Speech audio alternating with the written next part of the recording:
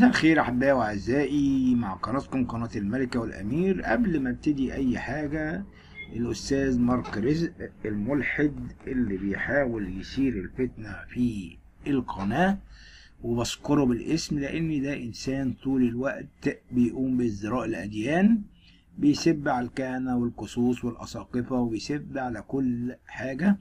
انا مش عارف ده اسمه ايه بالظبط، لكن ممكن يكون ده اسم وهمي، وانا بقول له يا عم انا مش عايزك تكون موجود في القناة. اللي بيسب على الكهنة والقصوص ورجال الدين ده يبقى انسان وهمي، ولا انا هكون زي المسيحيين المهجر اللي بيحاولوا يشعلوا الدين بالسياسة ويخلطوا السياسة بالدين. انا راجل مواطن مصري وبحب بلدي وبحب كل من بيرقصني، من اباء كهنة او البطريرك او الرئيس.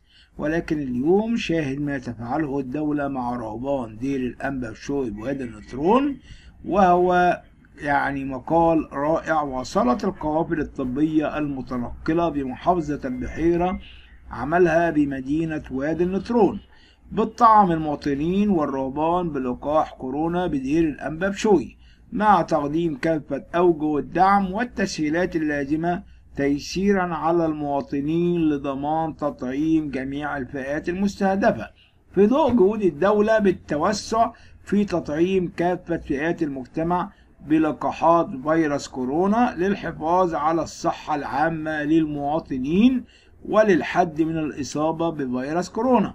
قوافل طبية لتطعيم المواطنين والرهبان. وكانت القوافل الطبية المتنقلة بدأت بالفعل عملها بالمناطق النائية بقرى ومدينة وادي النطرون لتطعيم المواطنين بلقاح كورونا بالمنازل والمحال التجارية والصناعية منذ 4 أيام، تحت شعار في حب مصر، مع تقديم كافة أوجه الدعم والتسهيلات اللازمة تيسيرا على المواطنين لضمان تطعيم جميع المواطنين. كمان وفي سياق آخر، نظم مستشفى إيطاي البارودي العام برئاسة الدكتور رضا بكر مدير المستشفى يوم في حب مصر بحضور كامل لإدارة المستشفى، وأجرأت عدد 26 عملية جراحية بكافة التخصصات مجانا.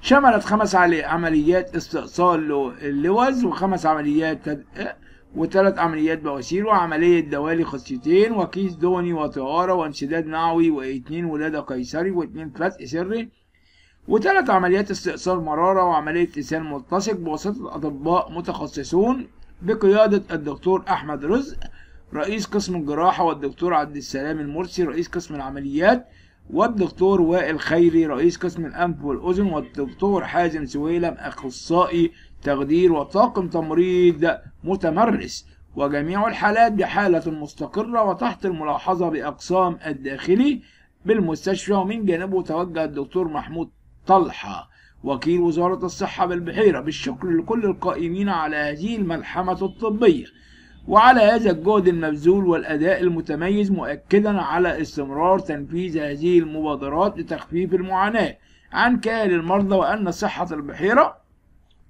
مستمرة في الارتقاء والنهوض بمنظومة الرعاية الصحية، والعمل على توفير الخدمات الصحية المتكاملة للمواطنين من خلال تطوير ورفع كفاءة المستشفيات العامة والمركزية بالقرى والمراكز.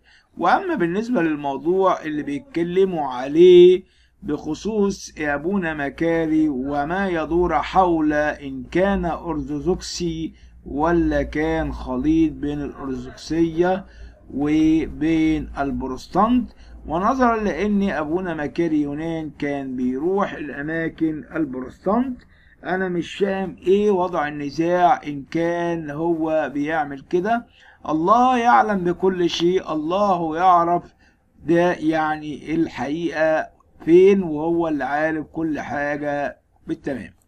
كمان عندنا معجزة نزول زيت من سورة العذراء أم النور من كنيسة الأنبا بشوي بورسعيد، والمعجزة مستمرة من 25 سنة. لاحظ بالفيديو استمرار المعجزة، والكلام ده احنا اتكلمنا فيه قبل كده، وكلام رائع لا نقاش فيه ولا جدال. طبعا في ذكرى نيافة الأنبا بسادة بأخميم يترأس الاحتفال بعيد الأنبا بشوي. وطبعا احنا عارفين كل حاجة عن الأنبا بشوي، الرجل العظيم اللي كان بيربط شعر راسه عشان يظهر قدام ربنا، ويظهر انه شخص عظيم، مش يظهر يعني ان هو فعلا انسان عظيم جميل جدا جدا. كان بيربط شعره عشان ما ينامش لحظة واحدة وهو بيكلم ربنا. وزي ما قلنا الفيديو اللي هو استمرار معجزة نزول زيت من سورة السيدة العذراء أم النور من كنيسة الأنبا بشوي بورسعيد.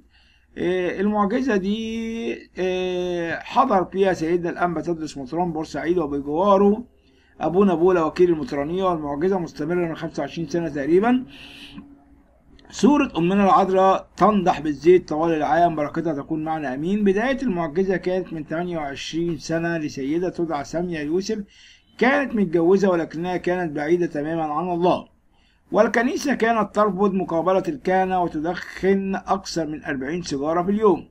وبعد جهود خارقة قررت أن تقصد إلى الكنيسة، وهناك سمعت عظة عن الندم فأغرقت بالدموع ملابسها، وظلت تواظب على الكنيسة وأسرارها، ولأنها أصيبت بسرطان الرئة وطلبت بركة السيدة العذراء التي ظهرت لها وتحققت معجزة الشفاء.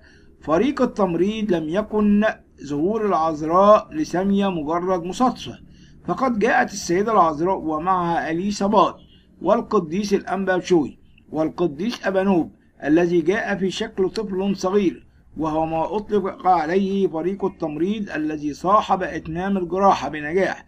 ومنذ ذلك الوقت، أي منذ 28 سنة، وصورة السيدة العذراء أم النور التي كانت خلف الدير الذي كانت تنام عليها سامية تمطر زيتا معطرا، بركة وشفاعتها تكون معنا آمين. الحقيقة لو قعدنا نتكلم من هنا للصبح مش هنقدر أبدا يعني نوفي بمعجزات السيدة العذراء أم النور ومدى شفاعتها لينا أمام ابنها الملك ملك العرش السيد المسيح رب المجد. وإن شاء الله بإذن الله دايما نديكم كل أخبار حلوة وأخبار سارة، ونتكلم عن معجزات أمنا أم النور القديسة العظيمة، ونتكلم عن الأنبا بشوي الرجل العظيم الرجل الكامل الذي حمل السيد المسيح فوق أكتافه. وإن شاء الله بإذن الله ربنا يتمجد ويبعد عننا كل شر. ولكم مني كل الحب والتقدير، وسلام الرب يكون معكم آمين.